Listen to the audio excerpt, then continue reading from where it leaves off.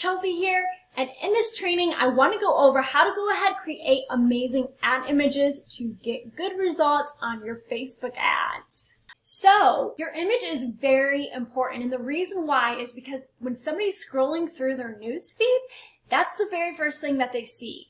The more color, it's going to be drawing their eyes to it. And so you want to go ahead, stand out with your Facebook ad image in order to get them to read your ad to take the action that you want them to take. So the ad image itself is extremely important. So one thing to think about when you're picking out ad images or creating them is the color itself. So if you can go ahead and do something maybe bright or something that can pop for attention, this is a perfect example. Just like a bright red color definitely pops like their eyes.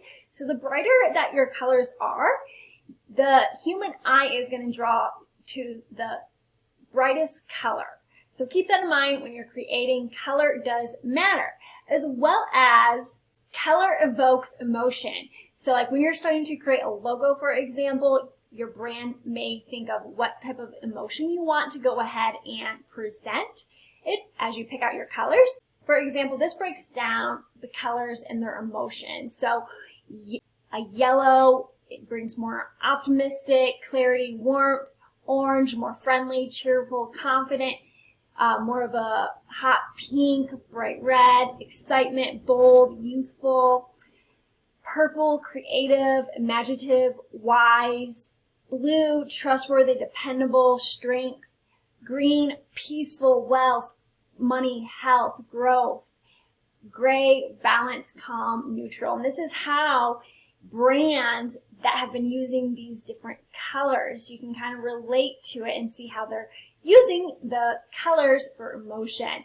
But that is something to keep in mind, that the colors do bring out emotion as well in people. And then you can also be featuring whatever your value is that you're giving to the prospect in the ad itself. So making that clear, concise, so when they see the ad, they know exactly what you do as a business, what you're offering for that image. So this is an example of how some have used it, but if you're running ads on Facebook, you want to make sure it complies by the 20% rule. So for example, Facebook and Instagram have a rule where the text itself on the image can only be 20% of the image. And the reason why is because Facebook wants people to stay on their platform. They don't want them to get bombarded with ads, and having a more authentic image that doesn't have a lot of strong ad copy in the image doesn't necessarily look all the way like a huge advertisement. It can still look natural throughout their news feed as they're scrolling through, but still be an ad.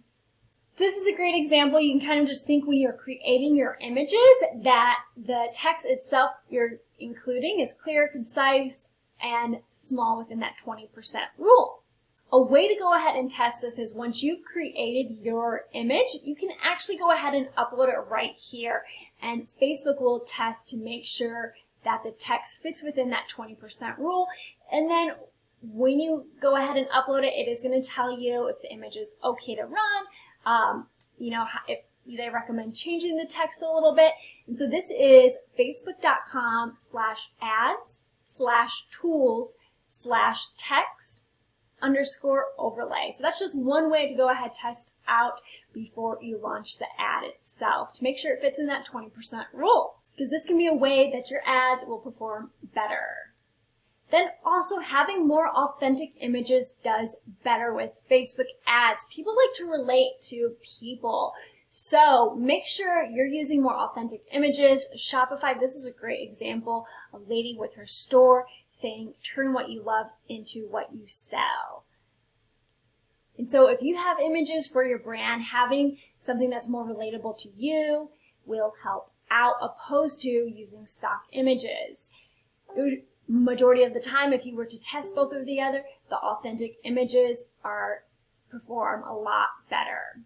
Then on top of having more authentic images, you want to think of happy, positivity, friendly images to bring out that happy emotion for somebody. Facebook favors content that is more driven towards happy emotions or or happy trigger words as well. So this is a great example of people enjoying life, happiness, and being authentic in their ads itself. So if you're about to go ahead and run ads for yourself, make sure to pull some authentic images.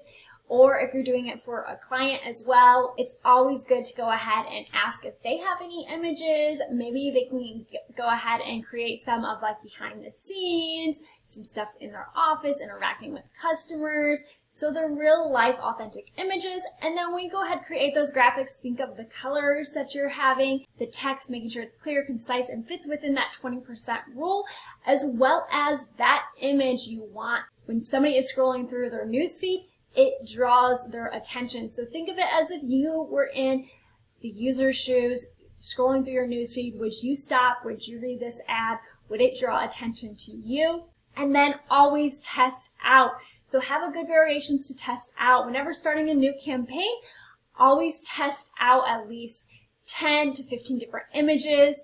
And then within a few days, you will know which ones are performing best to keep on, which ones to turn off, of which are not performing best. So that is your tips of creating a good ad image to get results.